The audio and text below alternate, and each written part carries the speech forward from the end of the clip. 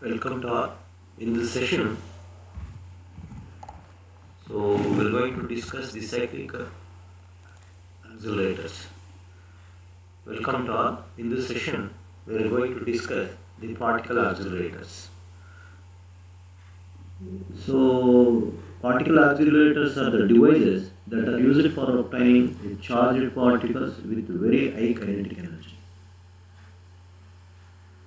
so that the charged particles can overcome Coulomb repulsive force of the target nuclei to induce nuclear reactions are called particle accelerators. So that's a basic definition of particle accelerators. So according to the shape of the path of the particles, accelerations are classified as linear accelerators and cyclic accelerators.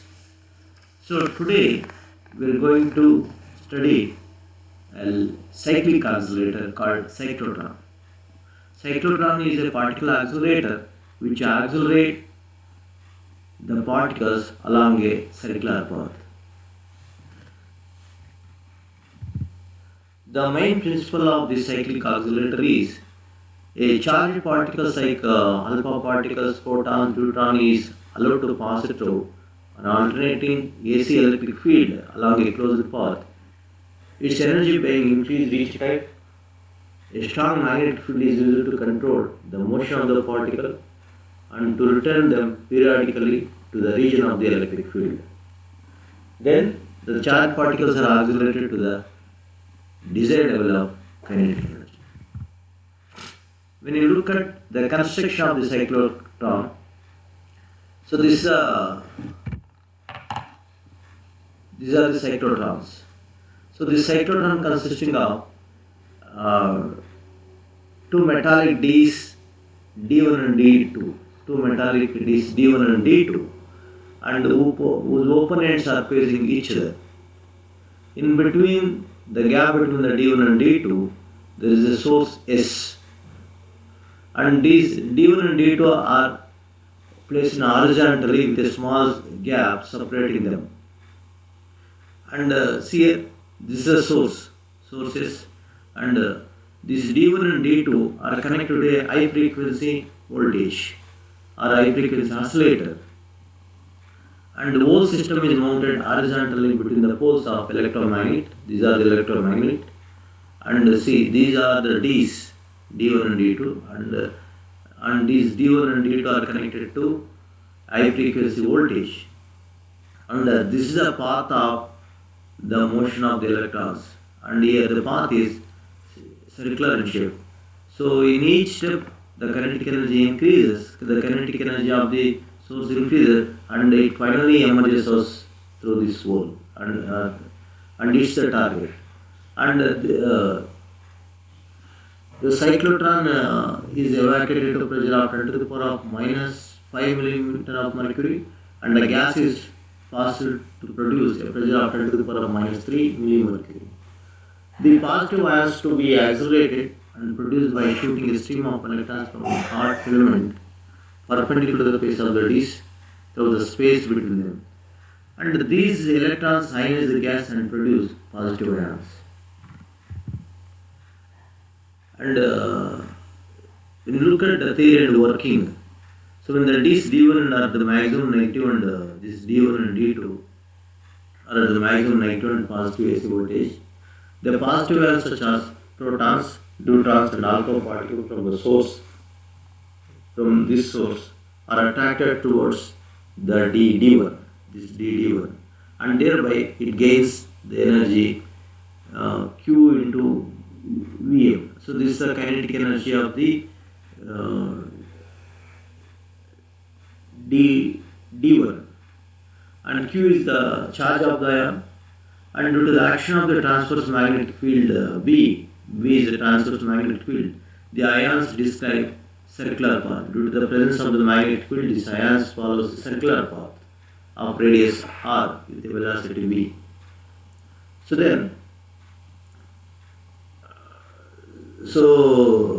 in order to revolve the electrons along a circular path, some force is required called centripetal force, and this is the force of the charged particles. This is the force of the charged particle, B Q into V, that's equal to the centripetal force mv square divided by r. So then from this you will get r is equal to mv divided by, so here v gets cancelled, you get to bq is equal to mv divided by r, or r is equal to bq. So now the time taken by the positive ion to travel a semicircular path. So the time taken by the positive ion to travel a circular path is t is equal to the circumference divided by velocity. But here the time taken by the positive ion to travel the half of the circular path is t is equal to pi r.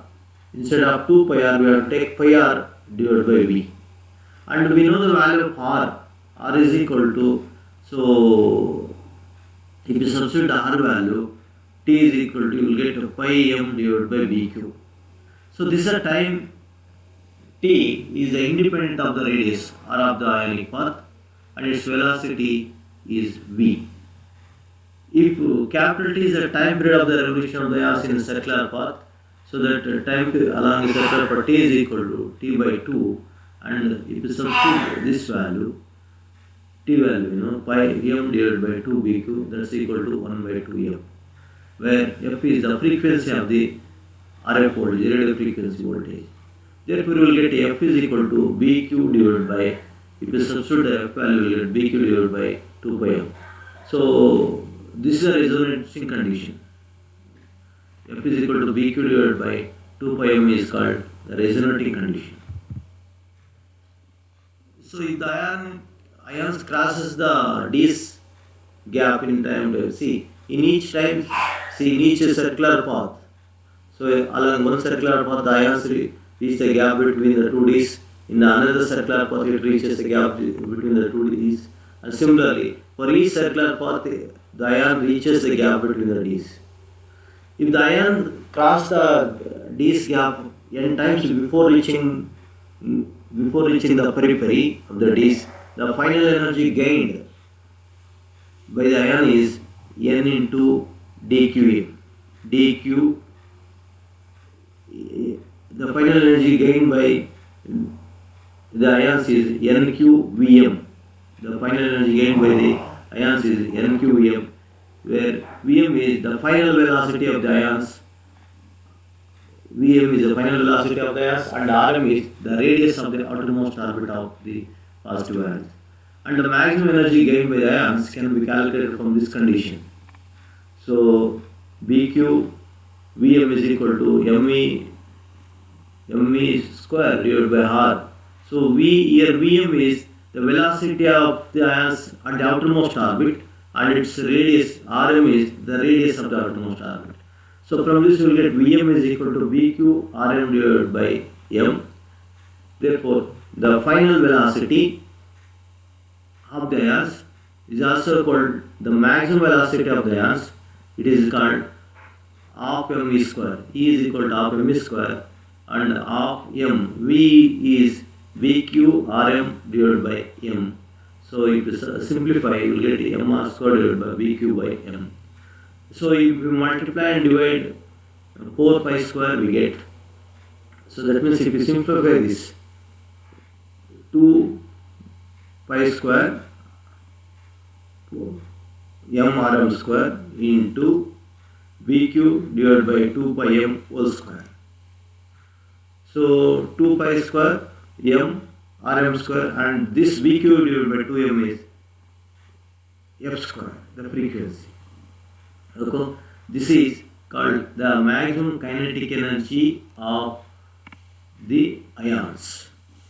Thank you.